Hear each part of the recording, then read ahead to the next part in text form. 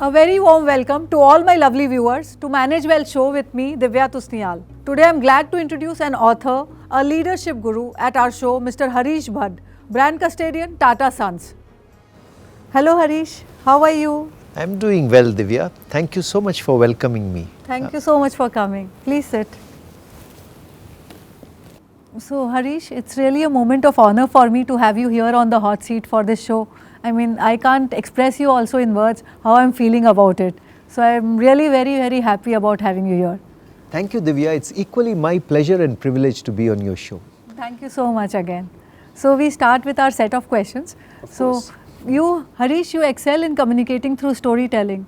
So, and the stories which you wish to choose, you also choose them with great care. So does this trait also apply in choosing the financial instruments?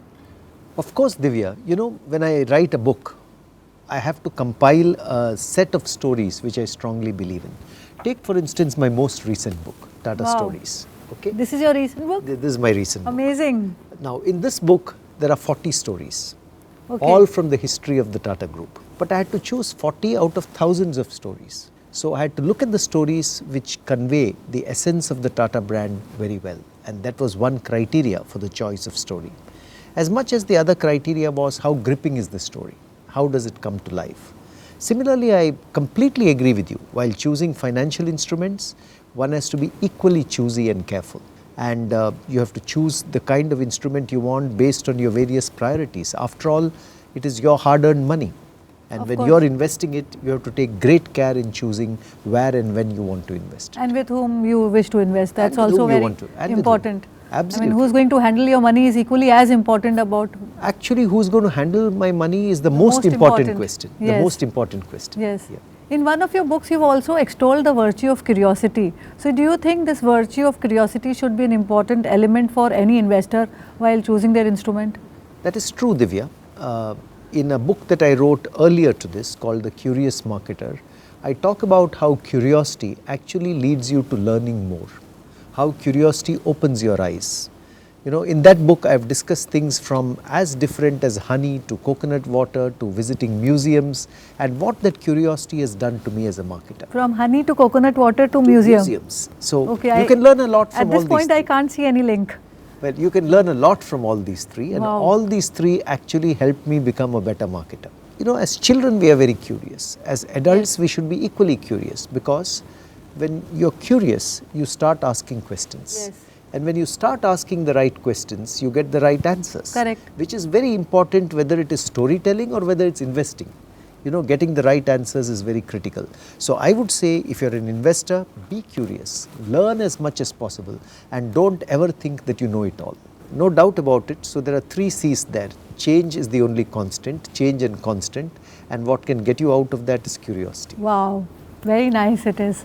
So what has been the best financial advice that you have ever received, and how has that impacted your financial planning or decision making? So, you know, Divya, let me tell you a story. Okay, this was in Bangalore. I used to be working with Titan, and I had gone to meet a person whom I knew well. I won't mention his name here. And we were talking about marketing and building brands like Tanishq and Fast Track. And slowly the conversation gravitated towards finance, the money required to buy these. And then he turned around to me and said, Harish, do you know what is the power of compounding? How you can make your wealth grow through compounding? And he talked to me about people like Warren Buffett and Charlie Munger and people like that who have made wealth really grow through compounding. And he said, don't ever forget this. He gave me a small brochure which he had written, which illustrated how compounding can actually help your wealth to grow by leaps and bounds.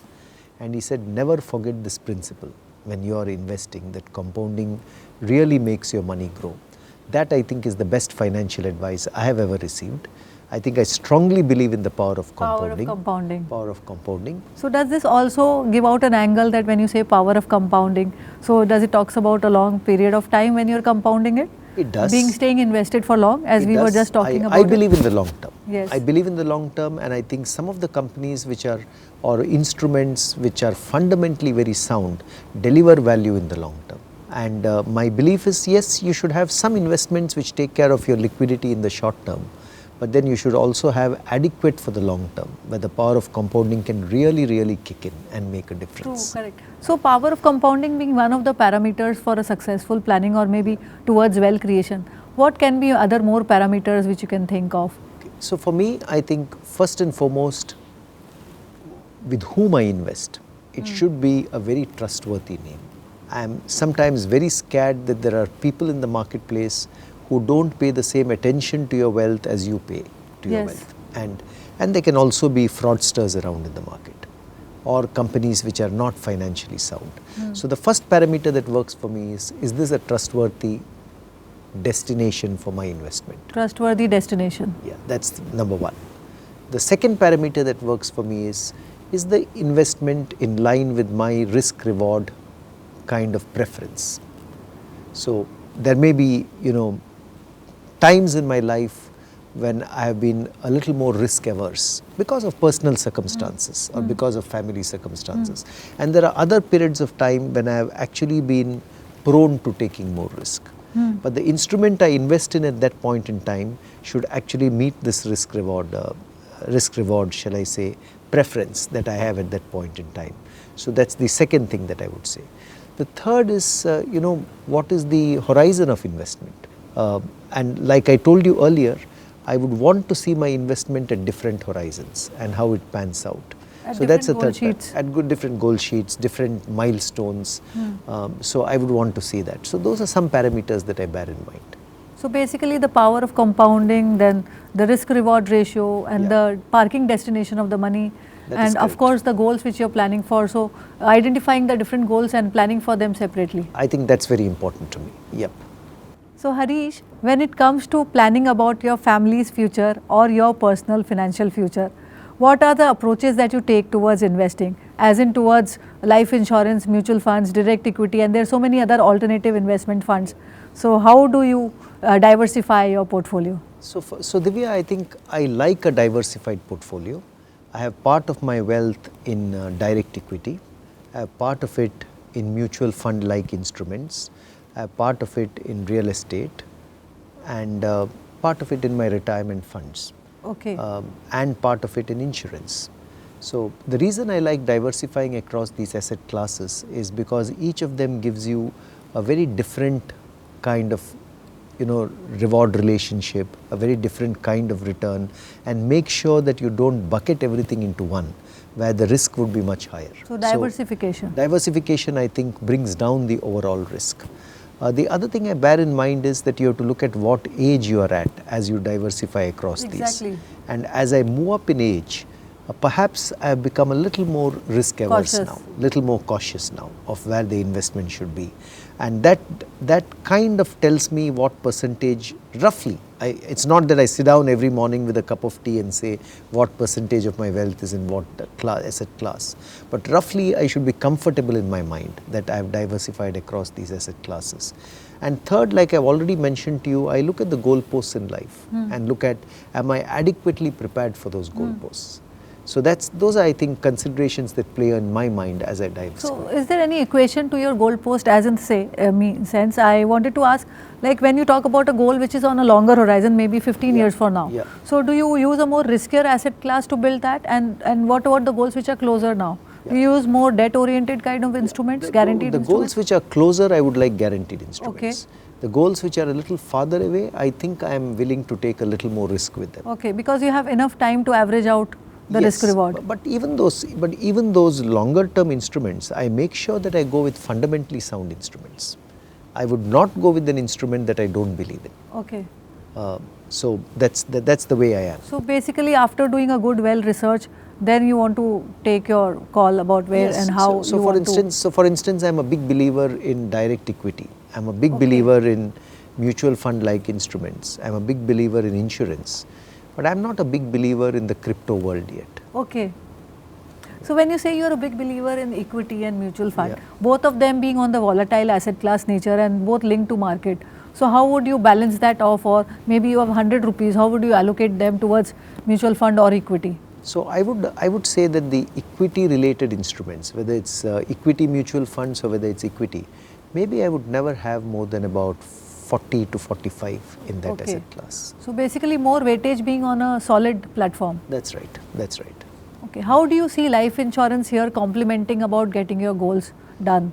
So, you know, life insurance to me is very important because it is protection, and it's protection for one's family. So for me, the first and foremost goal of life insurance is protecting my family. सबसे पहले life insurance. If anything untoward were to happen to me, my family should be protected. That's my first and foremost goal with life insurance. Okay, and therefore, you know, something like term insurance matters a great deal to me, and I need to make sure that I am covered for a certain number of years of my income, so that my family does not suffer if something were to happen. Same standard of they living. maintain the same standard or similar standards of living. Yes. The second is, of course, I think the saving potential that life insurance has, because when you put away money in life insurance, it remains there and it grows at a steady pace over the years. Yes. So that's the second. Whereas that money in my hands, I may spend or misspend in some manner. Yes, true. So it's also the safety of that investment. So one underlying message which you just gave away, you part away from your earning, first the savings and then spend the rest. That is true. Savings means a lot to me, because I think in this world there are so many uncertainties as much as there are so many opportunities. True. Unless you save, you cannot seize those opportunities, Exactly. and you cannot also mitigate those uncertainties. So True. both require saving. So actually that was a very good equation which you gave, and you balanced it very well also. Opportunities to risk and risk to mitigation, and again back to opportunities. That's So right. that's like a triangle of investments That's true. in our world. Yeah. So, but then since you started your career quite early, I mean it's been 35 years as you were mentioning. So there must have been some mistakes which you would have done while financial planning or investing. Of course. So what has that experience taught you? I've made many mistakes. Okay. Let me give you one story there. Okay, I invested in 2 companies which I thought were hot favorites of the stock exchange. But you know how volatile the stock exchange is. I was led by media news. I was led by what a couple of my friends told me. I was led by the hype around those companies. I invested in them. Actually, when I invested in them, my wife told me, don't invest in them. Okay. Okay, and you didn't listen to her. And she was somewhat angry that I invested in them, but I did not listen to her at that point. In a year and a half, one of those companies collapsed. In 6 years, the other company collapsed. Okay. So both those equity investments that I made, currently I have lost all the amount that I invested there. To me, the lesson from that, Divya, has been whatever instrument we invest in, make sure that you understand the fundamentals and don't get led by hype alone.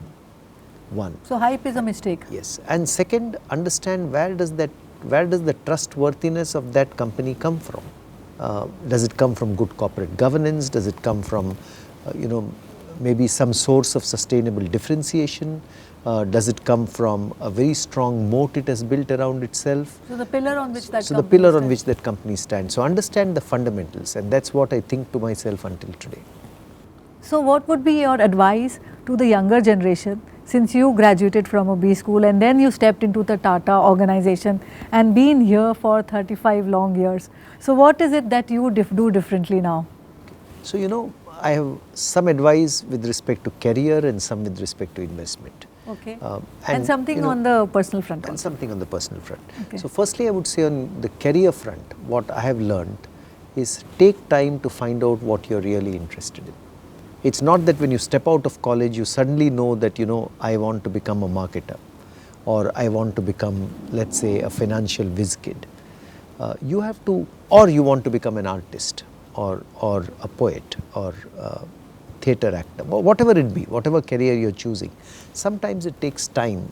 I did not know for the first 3 or 4 years of my career that marketing is what I wanted to pursue. Okay. When I came out of B school, I knew I wanted to work with a good corporate. Okay. I knew I wanted to work in the world of business. But Okay. it took me time to understand that consumer behavior and marketing are the things which mean a lot to me. Okay. So I would say go through 2-3 experiences. That is the time in life when you can take a risk and understand what kind of a career means most to you. So that's the career suggestion I would give for someone stepping out of business school today. In terms of investment suggestion, I think I was very, very lax in making investments during the first few years of my career. I should have done much better than I have done. because I was so involved in my job, so immersed in my job, I really did not give investments the time and bandwidth that they required.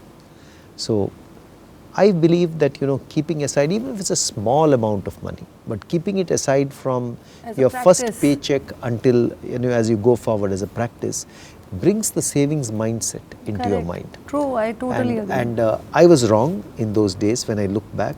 If I were to be 25 years again today of age, I would definitely do that. This is one thing that I would do. On a personal front, what would I suggest to young people graduating today? I would say, you know, fundamentally, more than, you know, you have to build credibility through your career. And you build credibility when you are trustworthy. When people say, okay, Divya, I can depend on you to do this. Then you build credibility and trust.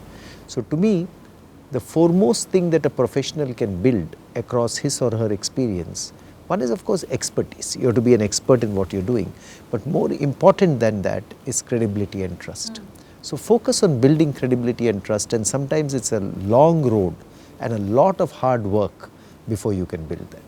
So basically, the children, they really need to start early with whatever amount of saving which they can allocate, be it small, but they just get into the habit and practice of doing that. That's absolutely right, really well.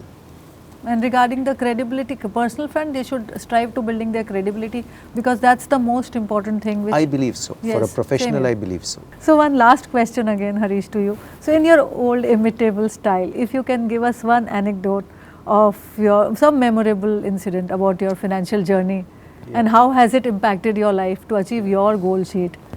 So, you know, Divya, the most memorable anecdote that I have in my mind concerns my father. Okay, I was 18 or 19 years of age. I was doing my undergraduate studies at BITS Pilani, Okay. and I came home for the vacations, you know, like all boarding school children do. They come home for the vacations. And I still remember what my father brought and gifted me during that vacation was a life insurance policy. What are you saying? This was way back in Talking about which year? 1983 probably, or 1982. So did you And value it- that gift at that time? Did you understand it also? He explained it to me. Okay, it was a life insurance policy, and he gave it to me. I think it was for a sum assured of 50,000 rupees at that time. That was also a good amount at that Good time. amount. And he said, I am paying the premium on this because you're not earning yet. But remember that this is an investment for your future. And remember, at some future point when you require this money, it will be available to you. But the reason I call that the most memorable anecdote is that is the first time that something like investment was a thing being told to me, Inculcated to you. inculcated in me. And my father did that himself.